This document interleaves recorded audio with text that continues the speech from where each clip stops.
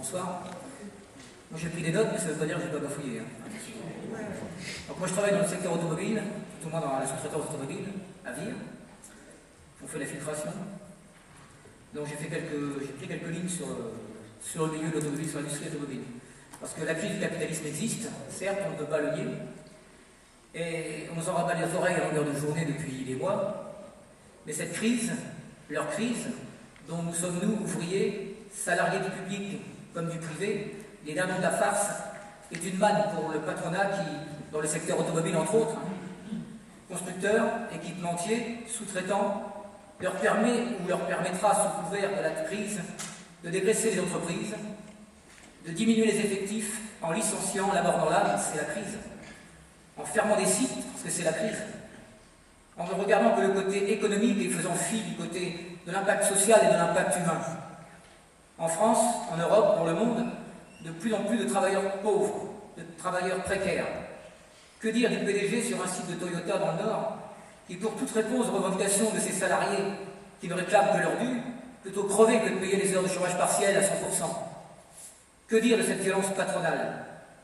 Poussés dans les dernières limites, des ouvriers ont retenu des cadres de leur entreprise, sans violence, et on a vite employé les grands mots de séquestration, de prise d'otage et d'atteinte à l'état de droit. Et même ceux qui, à gauche, affirment comprendre les salariés en colère, se croient obligés de s'en démarquer et de condamner ces formes d'action. Eh bien, pas nous. Que dire de cette violence patronale? Des dirigeants et des actionnaires qui se goinfrent de stock options, de dividendes et de parachutes dorés, quand de plus en plus de gens ordinaires connaissent des fins de mois difficiles, ça c'est violent. Des travailleurs qui triment 10, 20, 30 ans et même plus pour des salaires médiocres et que l'on vire du jour au lendemain sans espoir de retrouver un emploi, ça c'est violent. Quand un tribunal sur le fronton duquel on peut lire liberté, égalité, fraternité, condamne des salariés séquestrateurs au licenciement sans indemnité, ça c'est violent. Tous ces dirigeants, champions de la libre entreprise, ne vont pas résister à quémander des aides auprès de leurs gouvernements nationaux. À mesure que la crise va s'aggraver, les patrons vont amplifier leurs appels au secours, suivis par la social-démocratie et de nombreuses directions syndicales qui peuvent être tentées par ce type de compromis en défense d'une industrie menacée. Nous voulons qu'il se mette en place un véritable contre-pouvoir, autant sur le territoire national qu'en Europe, un véritable front anticapitaliste d'une gauche qui ne renonce pas. Des milliers de suppressions d'emplois touchent le secteur automobile. Sarkozy et le patronat entendent faire payer la crise aux salariés, en durcissant encore la compétitivité. Il y a quelques mois, Sarkozy a reçu les constructeurs automobiles français, Renault et PSA, à qui il a promis 3 milliards d'aides. Il a aussi reçu les représentants de Michelin, de Valeo et du comité de liaison des industries fournisseurs de l'automobile. Ces aides viendront s'ajouter aux mesures du plan de relance rendu public à Douai le 4 décembre.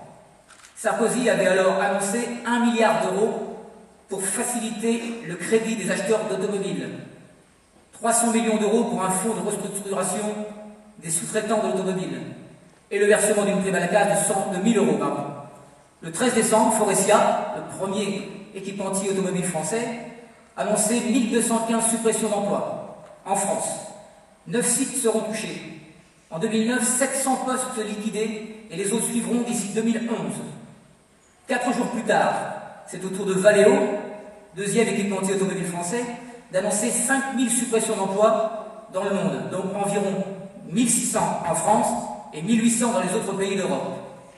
Le cadre fixé pour les prochaines années, tant en France que dans le reste de l'Europe, reste bien celui d'une restructuration brutale du secteur automobile, avec des charrettes de licenciement, comme l'attestent les annonces suppression d'emplois au lendemain de l'annonce du plan de soutien à l'automobile. Les réponses patronales à la crise actuelle sont classiquement banales. La mise en cause prioritaire des intérimaires et toute catégorie au statut les plus précaires. Et leurs priorités. Ensuite viennent d'autres mesures, l'arrêt des équipes de nuit, la mise en place du chômage partiel, l'obligation de prendre des RTT à la convenance des directions. Plus que jamais, l'urgence reste à l'organisation d'une riposte pour imposer, dans toute la branche automobile, le paiement à 100% du chômage partiel, l'arrêt des suppressions d'emplois l'interdiction des licenciements et par la dénonciation et l'opposition au versement des dividendes aux actionnaires. Les nécessaires ripostes ne peuvent se limiter à une défense usine par usine, établissement par établissement ou pays par pays. C'est toute la branche de l'industrie qui est visée. C'est pourquoi il convient de tenir les deux bouts de la chaîne. D'une part, le refus au compromis des licenciements et attaques contre les salariés. Et d'autre part, l'affirmation lucide qu'il y a d'autres solutions au déplacement que la voiture individuelle. C'est pourquoi une réponse à la hauteur de la crise ne peut s'inscrire que dans une logique anticapitaliste. Et les intérêts immédiats de tous les salariés priment sur la rentabilité des profits et la préservation de l'environnement devient un impératif social. C'est pourquoi, au-delà du drame social que vivent les salariés européens du secteur automobile, la question se pose de l'impact écologique de cette industrie. Ne serait-il pas temps de repenser les moyens de transport et de revenir sur la question de la voiture règne? D'autres alternatives sont possibles, notamment le développement des transports en commun, de services publics dans les grands centres, mais aussi dans les zones rurales. On nous a présenté l'option des biocarburants comme solution. L'utilisation irréfléchie des biocarburants pour les transports comme alternative au pétrole est un choix dont les conséquences sociales... Je ne sais pas ma page. Pardon, excusez-moi. Dont les conséquences sociales et écologiques sont dangereuses. Crise énergétique, catastrophe climatique, l'industrie automobile n'en a cure.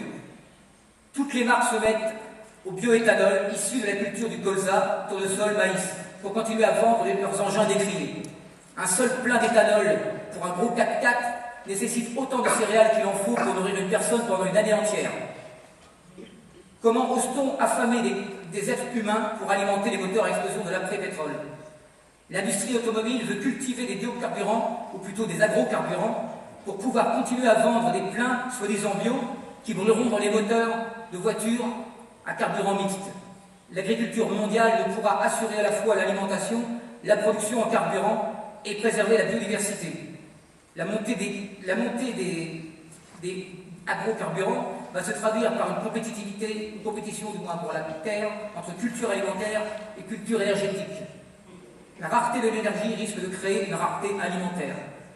Les revendications traditionnelles de la classe ouvrière doivent être entendues, combinées à des revendications d'urgence telles que la réduction radicale des consommations d'énergie fossile, la constitution de réserves pétrolières destinées exclusivement au transport urgent, aux équipements sociaux, au chauffage hivernal des habitations et à la production des biens qui sont nécessaires, quitte à ce qu'ils ne procurent plus de profit au capital. Nécrocapitalisme ou écosocialisme, il faut choisir, et vite. Et pour terminer, je voudrais juste rappeler une petite phrase que j'ai entendue sur France Info qui me fait chaque fois rigoler. C'est un candidat aux européennes de l'UMP qui a tout simplement dit que le danger pour l'Europe, ce n'est plus le plombier polonais, mais le facteur Besancenot. Eh bien moi je lui dis, c'est vrai, vous avez tout à fait raison, parce que le NPA est un danger pour l'Europe capitaliste. Merci.